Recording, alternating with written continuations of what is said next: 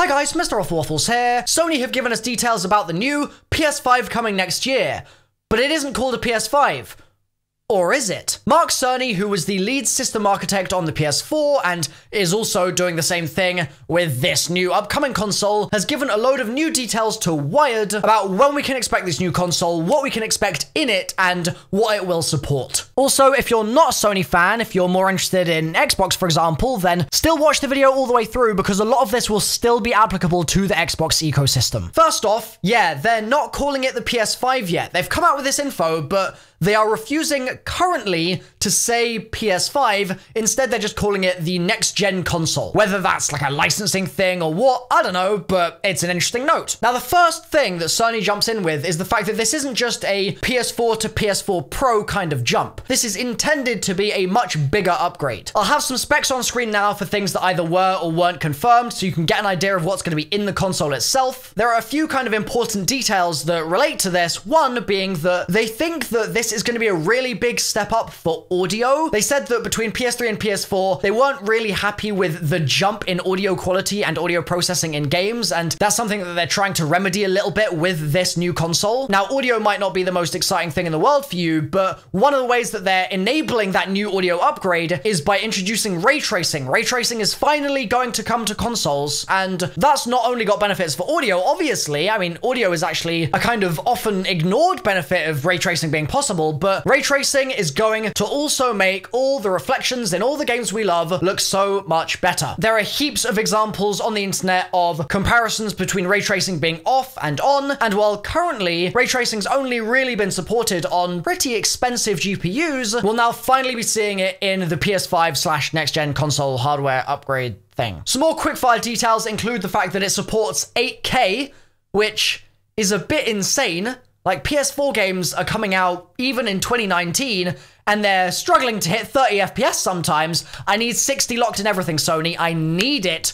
So 8K is supported for some reason. It does still accept discs, which is good news. It's not download only. And the best news of all, in this little section at least, is that it's going to be backwards compatible with all PS4 titles. So anything that you can play on PS4, it sounds like will also be supported on PS5, which is great news. Now, the real grip you by the shoulders and shake you moment in this interview with Mark Cerny comes when he starts talking about the fact that there's an SSD in the console now. Now, obviously, you can put an SSD in your PS4 and you'll get a speed boost, right? You'll get a performance upgrade for your hard drive read-write times. But the SSD that they're putting in the PS5, they won't name the manufacturer for just yet. They won't give us those details, but they say it has a raw bandwidth higher than any SSD available for PCs. That sounds like a bogus claim almost. Like, that sounds really weird. But then you start to hear them describe what kind of performance impact it actually has, and it sounds pretty awesome. So they're playing Spider-Man PS4, which is a game that I absolutely loved last year. It was so dang good. But one of the things that you'll notice in that game is that when you're swinging around, there's kind of a max speed that you can get to. And it turns out, apparently, that max speed is in place because if you went any faster, the hard drive wouldn't be able to load in the environment around you quick enough. Like, it just wouldn't be able to keep up. Spidey is too dang quick. And so if you compare Spider-Man PS4 on a PS4 to Spider-Man PS4 on a PS5, you'll find that you'll, in theory, be able to move much faster around the entire level, the entire play space, just because of the fact that the hard drive isn't capping you anymore. Now, obviously, hard drives are key to loading screens in games, and with games like Anthem having come out recently with atrocious loading screens on launch, and then other games like God of War having no loading screens, or at least no obvious loading screens, they're always hidden with sort of smart tricks and things like that, they're a topic of hot debate in the gaming community, and loading screens are pretty much going to be eliminated by these SSDs. Now, if you've ever used a PC, you know that even if you've got an SSD, things can still take time to load in. I mean, they have to, right? It's just data transfer. But the example they give is in Spider-Man PS4, the fast travel on a regular PS4 would take about 15 seconds or so. If you bump that up to the PS5 with this new SSD, it takes 0.8 seconds to do that same loading screen. So obviously, the loading screen is still there. There's still some finite amount of time which you have to wait to pass in order to get past the loading screen, but it's it's 19 times quicker, which is pretty good going. Now, Sony are really hesitant to really give any more details about the console. We know that it's not coming out in 2019. It's going to be coming out in 2020 according to Kotaku, because that's what the whole industry have been saying to them behind closed doors apparently, and it will support PSVR in case any of you were wondering. Because PlayStation aren't doing their usual conference at E3 this year, it's going to be really interesting to see what Xbox does at E3 and how Sony kind of dances around it and gives us bits of news like this in little kind of bursts here and there. Now, I want to dig into the kind of tech specs a little bit more here, because I think that it will really make a fundamental difference to not just your loading screens or how fast you can move around a certain mission, but just generally the entire experience of the console. I had the pleasure of talking to Jason Blundell a couple of years ago when Zombies Chronicles was in development but not announced yet, and when new zombie maps were being worked on like Zetsubou and Garrod and Revelations. One of the topics I covered with Jason in that discussion was the streaming in of data into their world in order to create the world around you when you're playing, and also the way that world then has to interact with light in order for it to actually appear visible in front of you. The conversation went back and forth, it meandered, but Jason kept coming back to the fact that despite the fact that this is Treyarch we're talking about, who most would argue would make the cream of the crop of Call of Duty games, which are often in the top handful of the biggest entertainment releases of any given year in which they come out, despite all of that, streaming things into the world, which is reliant on your hard drive, and lighting that world was proving extremely damn difficult. And not just difficult in the, oh, well, they didn't think of a smart way to do it kind of way, but more in the, this is just a really difficult engineering problem to solve, and it's something that they have to make serious compromises in their game in order to be able to accommodate. So an example, right? In a map like Zetsubou no Shime, there's all sorts of crazy lighting effects going on in that map. You've got light which is streaming through leaves, for example, and you've got all this kind of alpha punch through stuff going on there. You've got all these volumetrics and god rays and all these different lighting techniques that are being put in place to make that entire island setting feel rich and feel alive. But all of that stuff comes at a serious cost. And so you see other things in that map that at the time were serious problems, like for example, enemies like zombies or spiders that would be running towards you but would be invisible because the streamer that was streaming in all of the data to build the mission around you couldn't keep up with the fact that there was so much happening. Those sorts of problems are rife throughout Call of Duty games. They're problems that the developers, the engineers working on these products have to grapple with day in, day out. But now, with this apparently extremely speedy SSD, and with things like ray tracing and other lighting techniques finally being supported for the first time on a console release, we're hopefully going to see a lot of the hassle that those devs have gone through in making those systems work be able to be alleviated a little bit, and have that talent and that focus and that time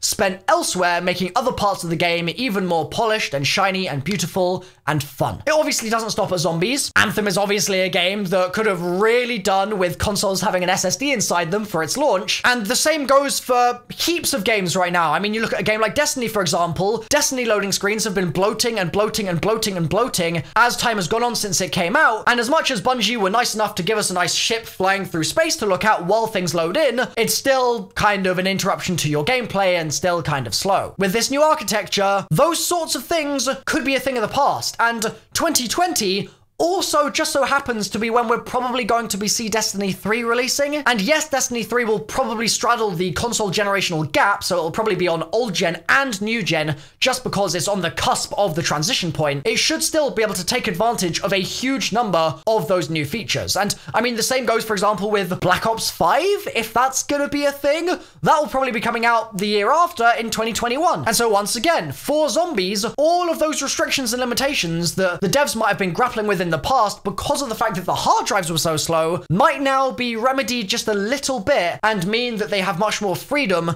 to work on other aspects of the game, which I am really excited about. I'm just looking forward to consoles finally kind of pushing forward a little bit and really opening doors in terms of what devs are able to do, so that the games that we're playing once the devs have actually made the dang things are even more enjoyable. Hopefully this video has been informative for you guys. I've been MrRoflWaffles. Drop a like if you've enjoyed, and subscribe and click the bell. I haven't said that in a long time. Click the bell right now. Cheers. See you next time.